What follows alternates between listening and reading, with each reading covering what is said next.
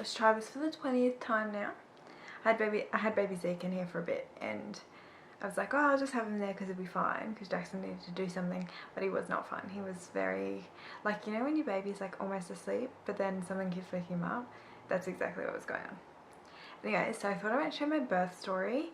A lot of you guys followed me, or I don't know, on Instagram through my pregnancy. You guys know how my birth went, so I thought I might just make a video on it. Because Zeke was born on his due date, which was the 21st of November 2016. He was about 7 pounds something, 2 maybe, I can't remember, about 3.24 kilos. Emerald was 3.11 when she was born. She came 2 weeks early, so I guess that's about the size of babies that I make. I had false labor the week before, so when I was 39 weeks I had pretty intense like false labor. I woke up at 1 AM and I had contractions, and I was like, oh, because they were waking me up, I was like, oh well, you know, they're kind of stronger than Braxton Hicks, I guess. So I just decided to like get my phone out and I started monitoring the times they were coming and how long they were lasting. And as I was doing that, they started to get stronger and stronger and stronger. And so I woke up Jackson, I was like, I think I might be in labour. And he was like, oh, okay. And we just kind of like kept monitoring it. So they got to a point where they were about 4 minutes apart, and we were like, okay, well, probably should call the hospital now. So we called the hospital, and they said, okay, well, we'll have a look. If you want to come in, we'll have a look and see if your waters are broken, because as far as I was concerned, they weren't broken. So yeah, so we went in, they weren't broken, so they sent us back home. Went home, spent the next week just doing what we normally do, just chilling, I guess. Jackson went back to work, and then I just stayed home with Emerald and tried to like relax. I remember a couple of days before I had Zeke, I got really like overexhausted. Like I was so tired, and I just wanted to like sleep all day. And it was lucky for me because Emerald had daycare the day that I felt like this. So I dropped her off at daycare and came home and like pretty much slept all day. So I look back at that now and I'm like, that's probably with my body like getting me ready for labour. But yeah, so a week later, so it was probably the day after that happened, so maybe the Saturday before I had Zeke, I woke up at like 1 o'clock in the morning. It might have been Saturday or Sunday. I woke up at 1 o'clock in the morning because I felt like this shock, like this, it was like a pop in my belly, and my waters had broken with Emerald on their own, but nothing like this. So I didn't realize what it was. I just kind of thought like I had a bad dream, and then it scared me and I woke up. So that is not what happened. So I got up and I went to the bathroom, as you do when you're pregnant. You go about 50 million times a night. So I went to the bathroom, I wiped, and there was like a bit of blood on the tissue.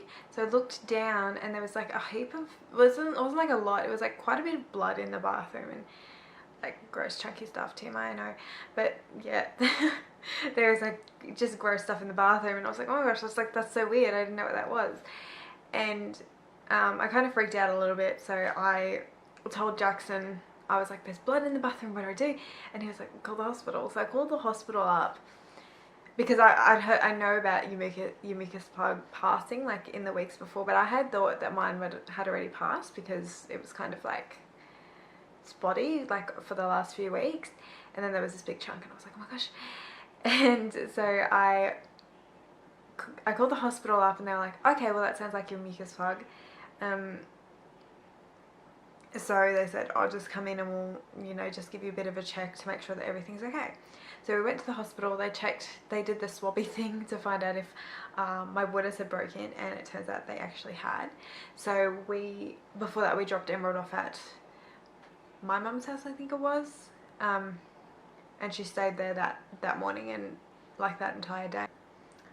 Emerald was at mum's place and we were at the hospital, and they were like, your waters are broken, so you can either go home and kind of just wait it out and see if your labour like starts up on its own, or you can get induced now. And I got induced with Emerald, so I was kind of like, I don't want to do it this time, I don't want to get induced this time.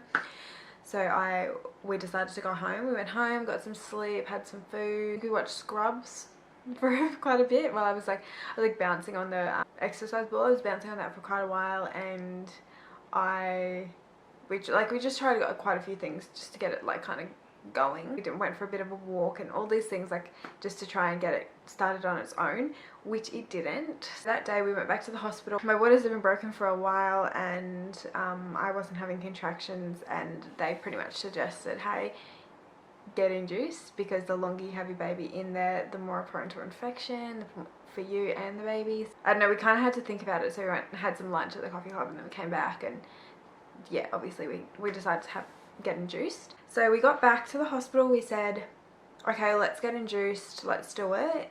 And pretty much as soon as we said let's go, they hooked me up to the oxytocin, you know, had all the monitors on me, and you know, was like constantly checking on me, got me all ready and comfortable in the hospital. And yeah, then we just started waiting. When I was hooked up to the oxytocin, every like couple hours they would put up the dosage. So it started on, I think it started on 2 or 4, and then every hour it went up 2 more until it got to 8, and then every hour they just added 2. So I got to a point where I was at 12 mils per hour, and my contractions were getting really like close together, and I wasn't getting a break in between, so it was kind of just like bang bang bang bang bang over and over again, and they were so painful and so long. So they ended up putting my dosage down to 8 so that I could get a break between. So I was having like really big contractions for like 2 hours or something, and I'd only dilated like 3 centimeters.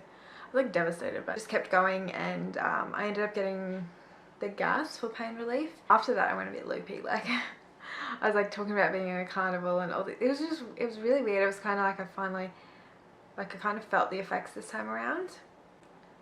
With Emma I didn't. I was kind of just like using it to breathe, and then I started, yeah, I was like hallucinating with the gas with Emma, so I was kind of worried about that, but they lowered the dosage for me this time.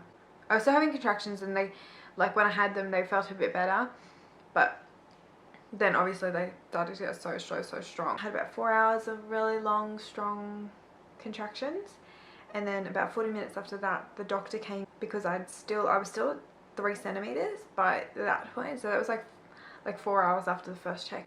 So 6 hours in, I was still dilated 3 centimeters, and then 3 hours after that, so about 9 hours in, I ended up getting morphine, because I wasn't breathing properly. I was like breathing like heaps really quickly, and I was tiring myself out and stressing out and getting really, like I wasn't breathing, I wasn't getting through them anymore. After the morphine, I was breathing like normally again, and then I was able to like sleep between my contractions. So every time I had a contraction, I was able to have a little 2-second sleep, and then back in like straight into the next one. That was going on for about 4 hours or something, and then the doctor came in to look to see how I was progressing. Still at 3 centimeters, so she ended up stretching my cervix out, and she was able to stretch it out to 5 centimeters, because I was getting to that point where he had been in there too long, my waters were broken for too long, and I was getting so exhausted that even if I did have the chance to push in, say by the time I got to 10 centimeters, it would, like I would be too tired and I wouldn't be able to do it.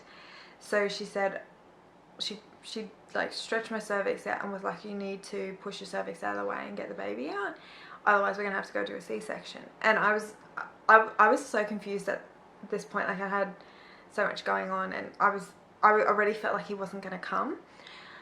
I was like, there's no way I'm gonna give birth, there's no way I'm gonna be able to do this, because it's taking too long. And yeah, they got me ready to start pushing, and they got me into a comfortable position for me, and obviously like as comfortable as it's gonna get. And yeah, I was pushing. So when I was pushing, I pushed for about 10-15 minutes, went through about six or more contractions, and yeah, and he was born. So every time I had a contraction and I tried to like push him out, I was like spraying, like it's so gross, but I was like dripping, like so much fluid was coming out, just fluid everywhere, and I was really confused, because like I know I had a bit of excess fluid, but I didn't realize how much I actually had, because my water's already broken. So I was like, there's no way there's going to be this much, but there was a lot of fluid. When I was pushing him out, I was pushing, but I was screaming at the same time. So I was just screaming, but I wasn't actually pushing. Like I wasn't focused on pushing, I was focusing on the screaming and the pain that I was in. So Jackson kind of said to me, if you don't push properly, you're not going to get him out. So I kind of just like clicked then and was like, alright, let's do it. And I pushed him out. Yeah, so when he was actually born, so on that final push, when the rest of his body came out, so a heap of fluid came out, like so much fluid, it was ridiculous. And like the midwives are like, oh my god, I'm gonna have to get new shoes because you've soaked him. And I was like, oh my god, I'm so sorry. But yeah, there's just so much fluid everywhere, it's insane. So when he was born, they put him on my chest. I had to give him like a little bit of a, kind of had to wake him up because he was a bit drowsy from the morphine.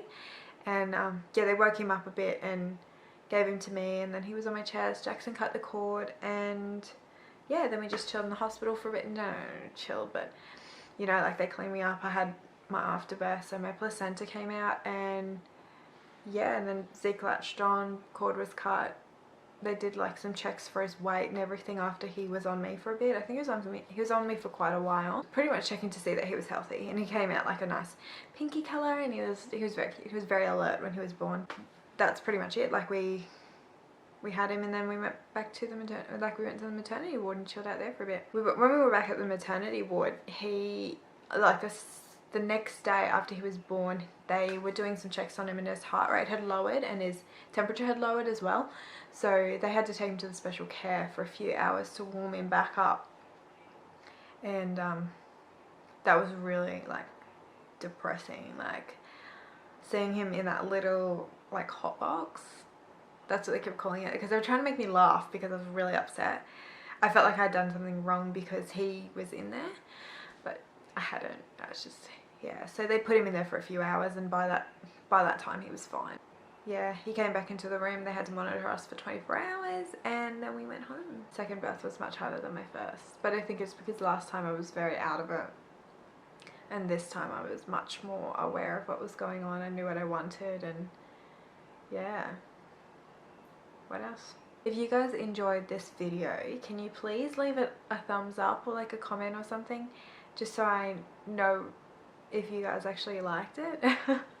I'm not the best storyteller, obviously, but we'll just see how it goes. I hope you guys have an awesome day. Yeah, if you have any requests for videos, just tell me, like I'm keen. And I will see you guys in my next video, which will probably be a vlog, to be honest. Not 100% certain. We will see what comes to my mind. Oh, I don't like it.